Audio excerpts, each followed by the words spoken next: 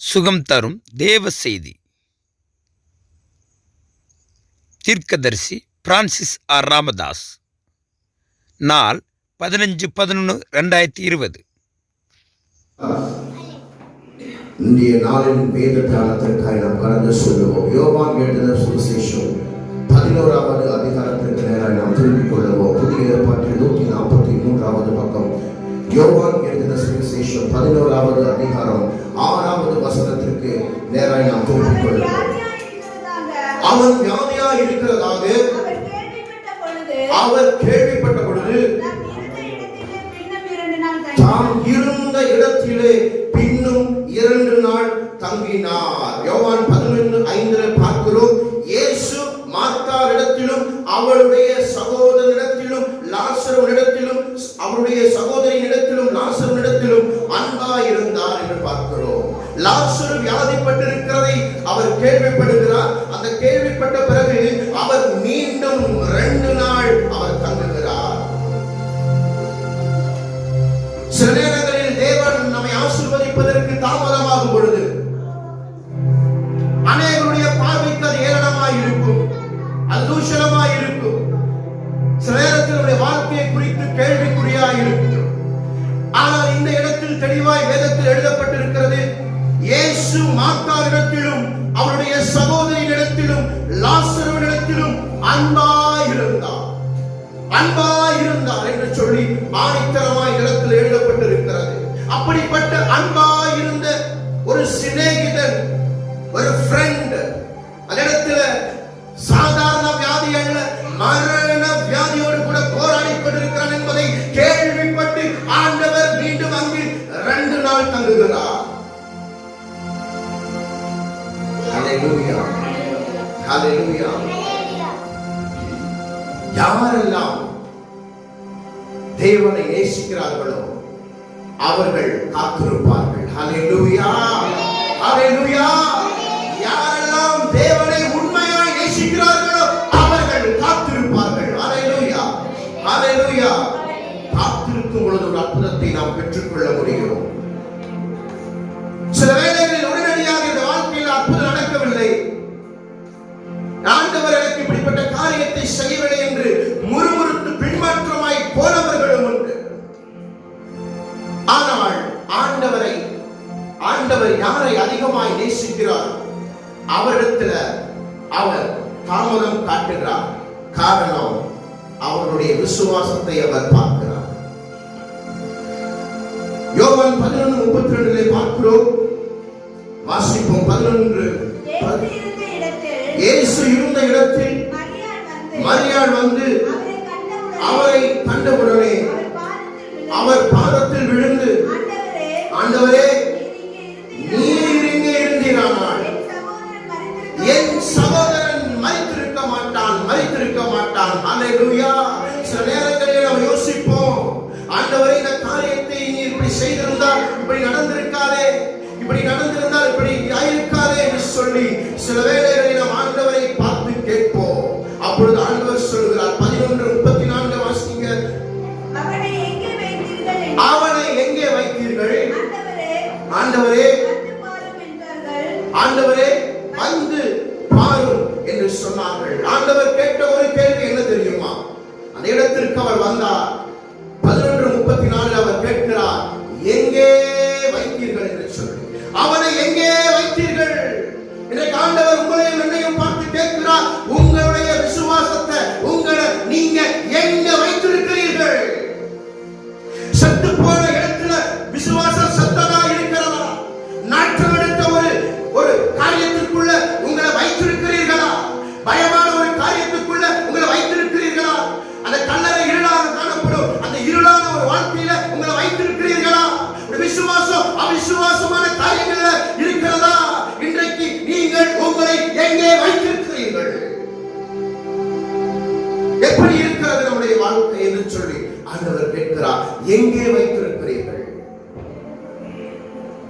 பிறகு 11:35 இயேசு கண்ணீர் வடிக்கிறார். நாம் நினைத்துக் கொண்டிருக்கிறோம், என்னுடைய என்னுடைய கண்ணீரை காண்பதற்கு யாருமே இல்லையா? உலகத்தினுடைய பிரச்சனையை மாற்றுவதற்கு யாருமே இல்லையா? நானே தனியாக இருக்கிறேனே, நானே என் குடும்பத்திற்காக தனியாக இருந்து கஷ்டப்படுகிறேன். நான் மாத்திரம் இந்த குடும்பத்தில் தனித்திருக்கிறேன். நான் மாத்திரம் என்னுடைய இனஜன பந்துக்கள தனித்திருக்கிறேன். எனக்கு யாருமே இல்லை. நான் மாத்திரம் அழுகிறதுக்கு கூட என் கூட சேர்ந்து அழுகிறதுக்கு ஆள் இல்லை. நானே அழுது கொண்டிருக்கிறேன். யாரை பார்ப்பார் என்று நினைக்கிறீர்களா? இன்றைக்கு ஆண்டவர் உங்களை பார்க்க மாத்திரமல்ல, உங்களுடைய வாழ்க்கையை பார்த்தவர் கண்ணீர் விடுகிற தெய்வமாக இருக்கிறார். கரங்களை தட்டி வந்து கடத்துவோம். உங்களுக்காக கண்ணீர் விடுகிற தேவன் உண்டு. உங்களுக்காக நீதி செய்கிற தேவன் உண்டு. உங்களுக்காக வழக்காடுகிற தேவன் உண்டு. உங்களை நேசிக்கிற தகப்பன் உண்டு. யார் உங்களை நேசித்தாலும் நேசிக்காமல் போனாலும், யார் உங்க வாழ்க்கையை பார்த்து கண்ணீர் வடிச்சாலும் கண்ணீர் வடிக்கினாலும், உங்களை பார்த்து அவர் விசாரிக்கிற கர்த்தர், கண்ணீரை காண்கிற கடவுள் உங்கள் அருகில் இருப்பார் என்பதை மறந்து போக வேண்டாம். ஹல்லேலூயா. 11:35 பார்க்கிறோம். 15:35 அதற்கு பிறகு வாசிப்போம். அப்பொழுது யூதர்கள், இதோ இவர் நம்மளை எவ்வளவாய் நேசிக்கிறார்.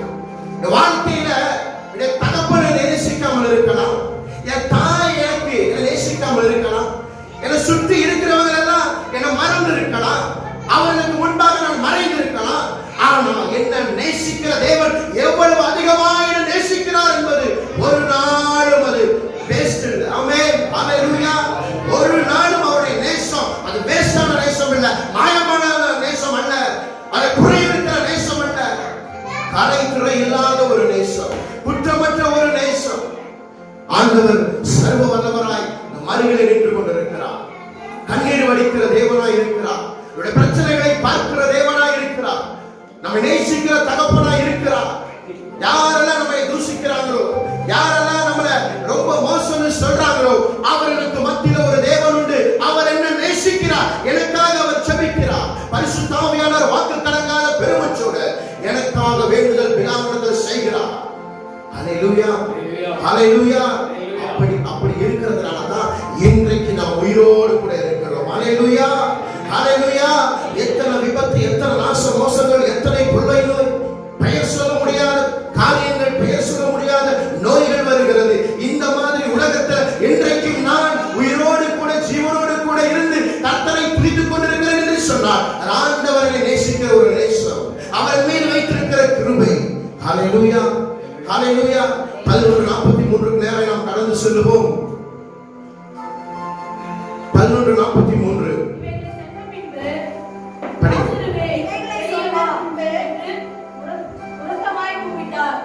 சத்தமா படிங்க. இவைகளை ஆண்டவர் சொன்ன பின்பு லாசருவே வெளியே வா என்று உரத்த சத்தமாய் கூப்பிட்டார். கரங்களை தட்டி ஆண்டவரை மகிமைப்படுத்துவோம். உரத்த சத்தமாய் ஆண்டவர் உங்களை இன்றைக்கு பார்த்து கூப்பிடுகிறார். வெளியே வா, அந்த கட்டிலிருந்து நீ வெளியே வா, அந்த கண்ணியிலிருந்து நீ வெளியே வா.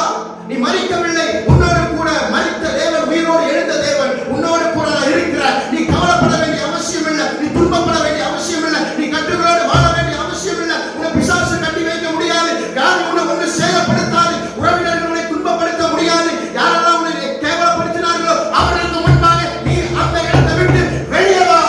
ஹல்லேலூயா. உன்னுடைய அவிசுவாசமான காரியம், பயத்திலிருந்து மகளே மகளே நீ வெளியே வா. உன்னுடைய நெகட்டிவான தாட்ஸ் இருந்து மகளே மகளே நீ வெளியே வா.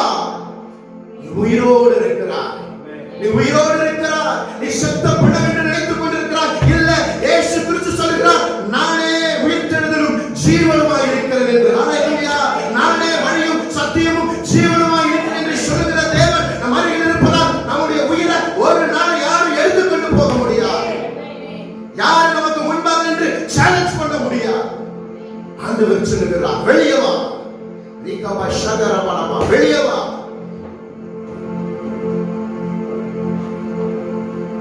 இன்னும் ஒரு சில பேர் பயத்தோடு கூட இருக்கிறீர்கள் என்று கர்த்தர் சொல்கிறார். என்ன நடக்கும் வாழ்க்கையில? இது நடக்குமா? இயேசுவின் நாமத்தில் பயத்திலிருந்து, எதிர்கால பயத்திலிருந்து வெளியே வா. இயேசுவின் நாமத்தினால அன்றைக்கு லாசருவை உயிரோடு எழுப்பின கர்த்தர் இன்றைக்கு நம்முடைய எல்லா மரித்த நிலைமைகளையும் உயிரோடு எழுப்புவதற்கு அவர் போதுமானவர். அவர் போதுமானவர். நம்முடைய ஊழியத்திற்கு போதுமானவர். நம்முடைய குடும்பத்தின் தேவையை சந்திப்பதற்கு போதுமானவர். நம்மளை உயர்த்துவதற்கு அவர் போதுமானவர். நம் தலையை நிமிர்ந்து நடக்க பண்ணுவதற்கு அவர் போதுமானவர். நம்மள ஒரு பிசினஸ் நம்முடைய எல்லா காரியங்களும் உயிரோடு எழுப்புவதற்கு அவர் ஜீவனுள்ள தேவன் போதுமானவர். நாம் எதை குறித்தும் கலங்க வேண்டிய அவசியம் இல்லை. இந்த வாழ்க்கை இன்றைக்கு இப்படிப்பட்ட காரியம் இருக்கிறது, தனியான இருள நான் மாத்திரம் இருக்கிறதுன்னு சொல்லி யோசிக்க வேண்டிய அவசியம் இல்லை. தாவீது சொல்லுகிறார், இருளும் எனக்கு வெளிச்சமாகும். ஹல்லேலூயா. இருளும் எனக்கு வெளிச்சமாகும். ஹல்லேலூயா. லாசருவை ஆண்டவர் கூப்பிட்ட உடனே லாசருவே வெளியே வந்தான். ஒருவேளை ஏன் ஆண்டவர் லாசரு என்று கூப்பிட்டார்? நீ சும்மா வெளியே வான்னு சொல்லியிருந்தா அந்த கல்லறையில் இருக்கிற எல்லா பிணங்களும் வெளியே வந்து இருக்கும். குறிப்பா சொல்றார், லாசருவே வெளியே வா. இன்றைக்கு ஆண்டவர் உங்க வாழ்க்கையில கமாண்ட் பண்ண சொல்றார். எப்படி? ஆண்டவரே நான் ரொம்ப முடியாம இருக்கேன், ஆண்டவரே இப்படி இருக்கு, ஆண்டவரே எனக்கு இப்படி ஆயிடுச்சு, ஆண்டவரே எல்லாரும் அசிங்கமா பேசுறான், ஆண்டவரே கேவலப்படுத்துறான், ஆண்டவரே வாழ்க்கை இப்படி போயிட்டு இருக்கு, ஆண்டவரே எதிர்காலம் எப்படி இருக்குமோ, ஐயோ நான் இப்படி போயிட்டேன், ஐயோ யாருமே இல்லையே என்று சொல்லி ஆண்டவர் அப்படி ஒரு தேவன் அல்ல, அப்படி சொல்லுகிற தெய்வம் அல்ல. அவர் சொல்லுகிறார், நீ வெளியே வா என்று சொல்லுகிறார். உரத்த சத்தமாய் பர்టిక్యులரா லாசருவே வெளியே வா. எந்த காரியம் வாழ்க்கையில பிரச்சனையா இருக்குதோ, ஒருவேளை ஃபைனான்சியலா இருக்கலாம், ஒருவேளை வாழ்க்கையில பிள்ளைகளை குறித்துதான் சில காரியங்கள் இருக்கலாம், எது உங்களை போட்டு அமர்த்தி விடுகிறதோ, உயிர்த்த செத்த நிலைமைக்குள்ள கொண்டு போகிறதோ, பயப்படுத்துகிறதோ, அதை பார்த்து லாசருவே வெளியே வான்னு சொல்ற மாதிரி பர்టిక్యులரா அதை பார்த்து நாம் பேச வேண்டும் என்று ஆண்டவர் கற்றுக் கொடுக்கிறார். ஹல்லேலூயா. ஹல்லேலூயா. ஹல்லேலூயா. லாசரு உயிரோட வந்தார். கரங்களை தட்டி ஆண்டவர் பயன்படுத்துவோம். 4 நாள் நாடி போன அந்த பாடிய கர்த்தர் உயிரோடு கொண்டு வந்தார்.